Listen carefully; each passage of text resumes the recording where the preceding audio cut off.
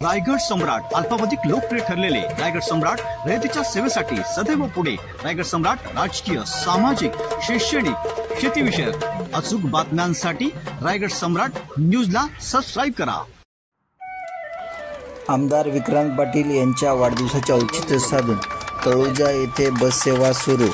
नागरिकांच्या मागणीनुसार बस सेवा व बस थांबाचे उद्घाटन आमदार विक्रांत बाळासाहेब पाटील यांच्या शुभ हस्ते करण्यात आले।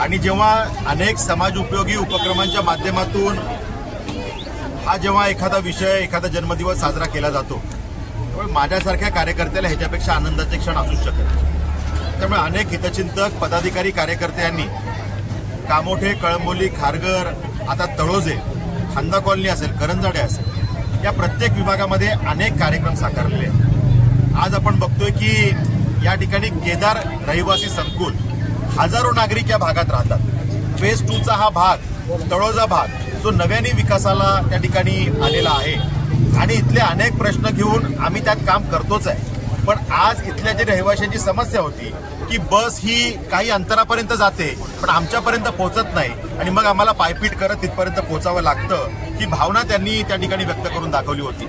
आणि म्हणून मग मागच्या काही दिवसांपूर्वी, म्हणजे अगदी स्पेसिफिक सांगायचं झालं तर आमचे नेते सन्माननीय बाळासाहेब पाटीलजी यांच्या वाढदिवसाच्या दिवशी एक बस सेवा आपण सुखसागर सोसायटी आणि परिसरामध्ये सुरू केली। ती सेवा त्या ठिकाणी नागरिकांना आनंद देणारी होती।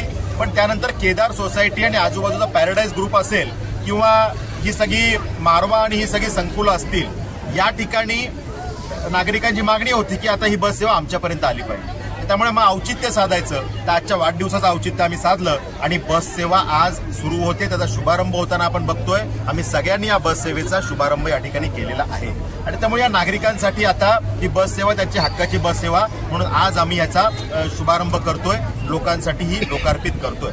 त्याचबरोबरीने या ठिकाणी बस स्थानकाचं उद्घाटन झालं। आमचे संतोष शेठ असतील, दीपक शेठ असतील यांच्या माध्यमातून आज वाढदिवसाच्या दिवशी आज बस सेवेचं उद्घाटन होत आहे, तर बस थांब्याचंही उद्घाटन व्हायला पाहिजे ही त्यांची आकांक्षा होती, इच्छा होती। त्यामुळे आम्ही बस थांब्याचंही या ठिकाणी उद्घाटन केलंय, म्हणजे बस सेवाही झाली आणि आता बस थांबाही झाला। त्यामुळे नागरिकांना या दोन्ही गोष्टीचा लाभ होणार आहे। या ठिकाणी या भागातले अनेक प्रश्न आहेत। विधानसभेच्या अधिवेशनात सुद्धा हे प्रश्न मांडण्याचा आम्ही प्रयत्न करतोय। सिडकोच्या माध्यमातून जे अनेक प्रश्न आहेत त्या विषयाची एक चर्चा, अधिवेशनाचे जे काही दिवस राहिलेत त्यात आणखीन एक चर्चा मी घडवतोय आणि त्यामुळे सिडकोच्या घरांच्या वाढलेल्या किमतींपासून ते असलेल्या बांधकामाच्या निकृष्ट दर्जापर्यंत आणि छोटे छोटे सगळेच विषय हे आम्ही मार्गी लावण्याचा प्रयत्न करतोय।